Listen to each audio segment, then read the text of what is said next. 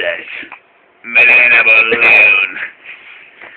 Παιδιά, χθες το βράδυ έβλεπα το Καλιφόρνια το 5 και το μαύρο πρίγκιπα.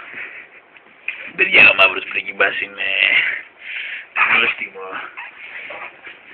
Να σας πω τι έγινε. Λοιπόν, καλά έτσι που λέτε, ήταν ο πρίγκιπας και πάει στο παλάτι και βλέπει την πριγκιπέσα.